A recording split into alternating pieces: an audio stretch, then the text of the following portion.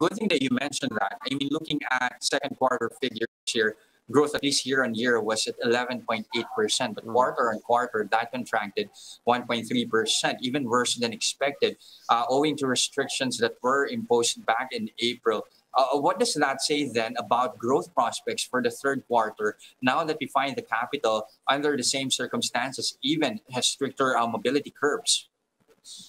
Yeah, so again, it really is a story of how quickly the Philippines authorities can get a handle on this outbreak, and the extent to which lockdowns are implemented across the country.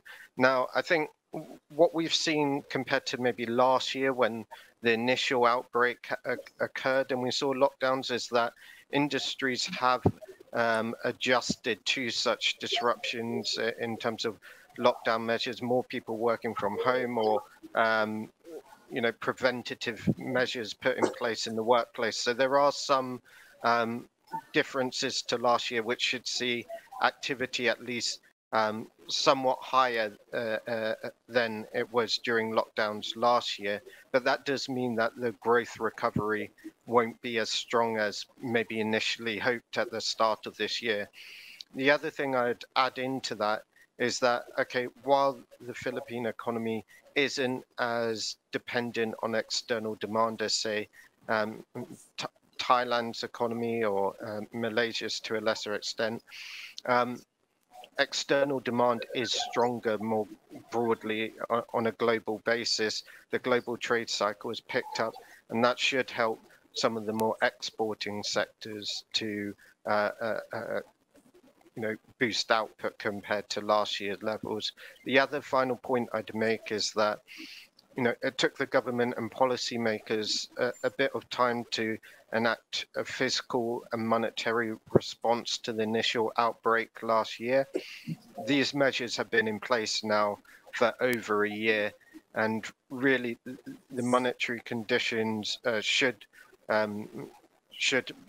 provide a buffer for sentiment, ensuring that it doesn't fall too much further, because companies and households know that they have that liquidity there. On the other hand, fiscal support has been in place, and budgetary measures have been allowed to roll out in the knowledge that this pandemic was going to be in play throughout this year. Yeah, so I'd say we do see some, that's why we're still forecasting a recovery, but we've rolled back our expectations. Now, good thing you mentioned that as well. I mean, yes, at least fiscal policies are now in place for the year, but are there worries as well that at least will remain constrained for the remainder of the year? Yeah, so that is something that I think policymakers are now having to deal with. The initial policy response was that some fiscal space would be left for this year and next in terms of not front-loading the fiscal response last year, because policymakers were aware that this issue could be in play for a multi-year horizon. But what we're seeing now is that because of the improved outlook for developed markets, there's a kind of disconnect between emerging market recoveries and the developed market recoveries. And what that's doing is putting pressure on external financing and squeezing policy room for emerging markets, not just the Philippines. And that is making it harder to, say, increase the fiscal expenditure plans or even ease monetary policy conditions further, because what investors are looking towards the